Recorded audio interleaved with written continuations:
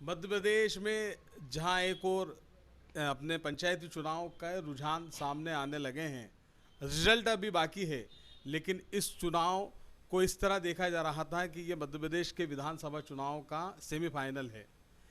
इस सेमीफाइनल में जिस तरह से जो 2018 में जो चुनाव हुए थे कि कांग्रेस की तरफ लोगों का, एक आम लोगों का रुझान था, इसी तरह पंचायती चुनाव में भी आम लोगों का ग्रामीण क्षेत्र में रुझान दिखाई दिया। पंचायती चुनाव के साथ ही यहाँ पर नगरीय निकाय चुनाव भी हो रहे हैं। पूरे मध्य प्रदेश में आखिर जनता का रुझान किस ओर है, जो रुझान अभी सामने आए हैं उस रुझान को, उस एग्जिट पोल को देखते हुए हमारे साथ मौजूद है पंडित रितेश त्रिपाठी, रोशन रायकवार जी, नईम अहमद जी, मोनू चौहान जी। हम जानेंगे कि पंचायती चुनाव के जो रुझान आए हैं देवास जिले के, जिसमें 18 सीटों में से 9 के करीब जो प्रत्याशी हैं उनकी बढ़त दिखाई दे रही है। हम जानेंगे। पंडित जी बताएं कि जो रुझान निकल कर आ रहे हैं कि अपने फटाके भी फूट गए, मिठाई भी खिला दी गई, और जबकि अभी रिजल्ट आना बाकी है, तो किस तरह देखते हैं? थोड़ा आपका लंबा अनुभव रहा है ग्रामीण पत्र अपने क्षेत्र की राजनीति में भी। 10 जो लोग जिला पंचायत सदस्य का चुनाव हुआ है उसमें से 9 में स्पष्ट 4 से 5 हज़ार से ऊपर ही वोटों से प्रत्येक सदस्य की जीत निश्चित है, क्योंकि काउंटिंग तो उसी वक्त हो जाती है। टोटल करने पे अधिकृत घोषणा 14 तारीख को होगी। एक पोल जो बहादुर सिंह नाम के व्यक्ति हैं भाजपा के, उनका सुनने में आ रहा है कि वो आगे हैं। बाकी 9 में कांग्रेस के प्रत्याशी आगे थे। ऐसा ही जनपदों में हुआ है कि तीनों जनपदें बागली, कन्नौज, खातेगांव कांग्रेस पार्टी की बन गई है, बनेगी क्या बनी रही। तो ये जनता का स्पष्ट जनादेश है भाजपा सरकार के खिलाफ, क्योंकि 74वें संशोधन जो पंचायती राज का स्वर्गीय राजीव गांधी जी ने किया था, ग्राम स्वराज की जो संकल्प लिया था, उसको माननीय दिग्विजय सिंह जी ने अपने मुख्यमंत्री कार्यकाल में मूर्त रूप दिया, और जिला सरकार हुई और सत्ता का विकेंद्रीकरण करके भर्ती तक के अधिकार, ट्रांसफ़र के अधिकार दिए गए, और उसके अच्छे काफ़ी रिजल्ट भी आए, भर्ती भी की गई शिक्षाकर्मी, स्वास्थ्य, और उसको भी शिवराज सिंह जी ने बैठते ही उसको केंद्रीकृत कर दिया, क्योंकि केंद्रीकृत में माल इकट्ठा वहीं होता है। जिस प्रकार से विधायक खरीदने का और सब काम चल रहा है तोड़ मरोड़ के, प्रजातंत्र की हत्या भी महाराष्ट्र में भी की है। पूर्व में भी सुबह संविधान की भी हत्या की गई। 5 बजे राज्यपाल जी ने देवेंद्र फडणवीस जी को एक दिन के लिए शपथ दिलाई थी। सबको ध्यान है, पूरा देश देख रहा है, पूरा देश की जनता देख रही है, और अब स्पष्ट उल्टी गिनती शुरू हो गई है। कहाँ गई है? कांग्रेस की जनपदें बनेंगी पूरे मध्य प्रदेश में, क्योंकि प्रदेश के विधानसभा अध्यक्ष हैं गिरीश गौतम जी, उनकी खुद की लड़का हार चुका है। एक विधायकों की पत्नियां, बच्चों की पत्नियां सब देवास में, पहाड़ सिंह जी बागली से विधायक है, उनका भतीजा भी तीसरे नंबर पर रहा सरपंच में। तो ऐसे तमाम सारी जगह जब 14 तारीख को परिणाम आएंगे तो आपको पता चलेगा कि जनता इनको पूरी तरह नकार चुकी। जो इन्होंने खरीद फरोख्ती करके जो हमारे विधायक बिके हैं, वो ये उसका ही परिणाम है कि आज इनके खिलाफ जनता ने जनादेश दिया। अभी नगरीय निकाय में भी देवास सहित हम 16 नगर निगम में से अधिकतर नगर निगम स्पष्ट रूप से आज की तारीख में ही हम जीत रहे हैं रुझान, क्योंकि जनता जिस प्रकार से तानाशाही रवैया और परेशानी में डाला है, क्योंकि पंचायती राज को तो इन्होंने बैठते ही ख़त्म ही कर दिया है।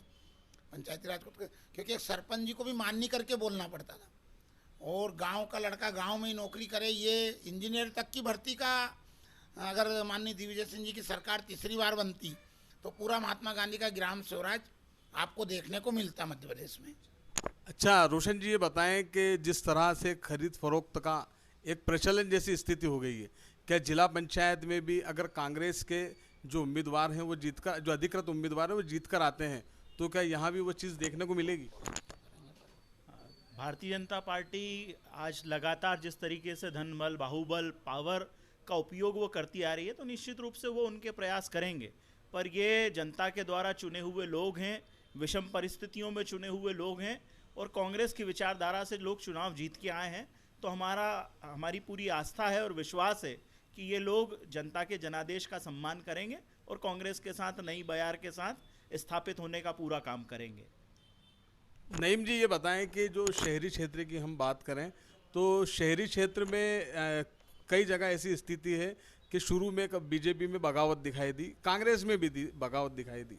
ऐसे में आप शहर का जो परिदृश्य है किस रूप में देखते हैं, जरा बताएं।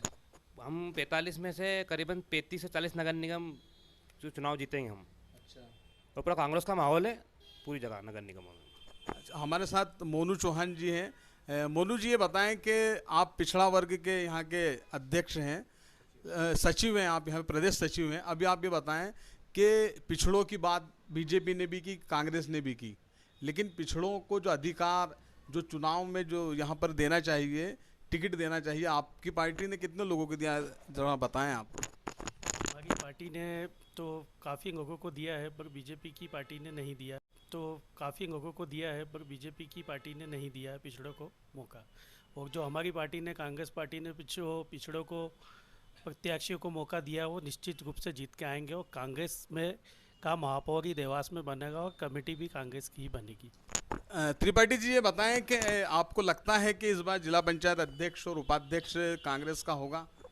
अभी जो हालात हैं, क्योंकि अभी 10 जगह के चुनाव हुए हैं, अभी 8 और होना है बाकी, तो अध्यक्ष का और अपने जो जनपद हैं उन पर आपका कौन काबिज होंगे, थोड़ा बताएं आप।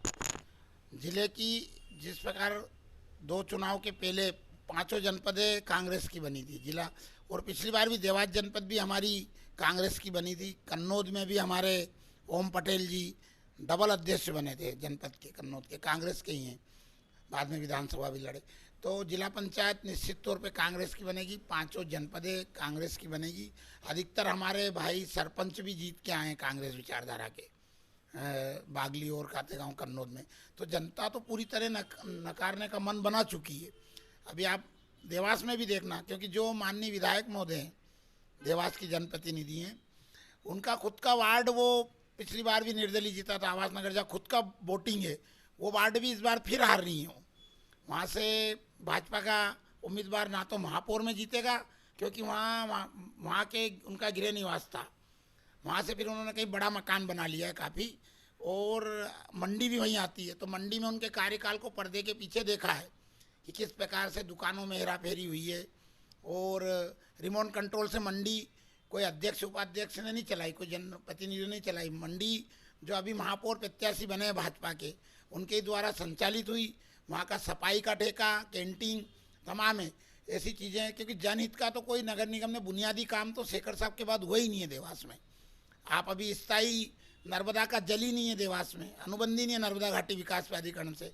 तो जनता झूठ को पूरी तरह नकार चुकी। पहले नर्मदा आप लोगों का भी सहयोग रहा, सिंचाई के लिए अन्नदाता को कि मैंने तो भैया योजना मंजूर करा ली, फिर विधानसभा में माननीय विधायक महोदय झूठे साबित हुए जब मंत्री ने कहा कोई प्रावधान नहीं। तो हमारा सब साथियों का सहयोग रहा और आप लोगों का भी रहा, मीडिया कर्मियों का। तो हमने देवास के लिए बहुत बड़ी सौगात नर्मदा सिंचाई। अब हमारा पेयजल के लिए अभी भी हमारा संघर्ष है। तो अगर कांग्रेस का महापौर देवास में बनता है, परिषद बनती है, तो सबसे पहले प्रत्येक दिन पानी मिले। पानी के कारण ही हमारे उद्योग गए पहले। ऐसी मूलभूत, और सबसे बड़ा जो शिक्षा उपकर का पैसा आता है नगर निगम में, हम सब शासकीय स्कूलों को प्राइमरी पे आधुनिक करेंगे। तो हमारा विजन बहुत अच्छा। महापौर जमीन से जुड़े हुए व्यक्ति को दिया है टिकट कांग्रेस पार्टी ने, जमीन से जुड़े हुए व्यक्ति को दिया है टिकट कांग्रेस पार्टी ने। पार्षद भी हमारे 45 टिकट बहुत अच्छे हैं, और किसी प्रकार का कोई एक दूसरे को सहयोग करके और कैसे भी तरीके से जनता जो हम पे विश्वास कर रही है, तो हम उसमें खरे उतरेंगे और एक शानदार कार्यकाल 5 साल का देवास में दिखेगा और देवास की सूरत बदलेंगे। क्या विज़न है, क्या तैयारी है, ये सब लोग देख रहे हैं। वक्त अभी बाकी है, वो देखेंगे जिला पंचायत का रिजल्ट क्या आता है, देवास नगर निगम के पार्षदों का और मेयर का रिजल्ट क्या होगा। एमएमएस न्यूज़ 24 के लिए मैं फरीद खान।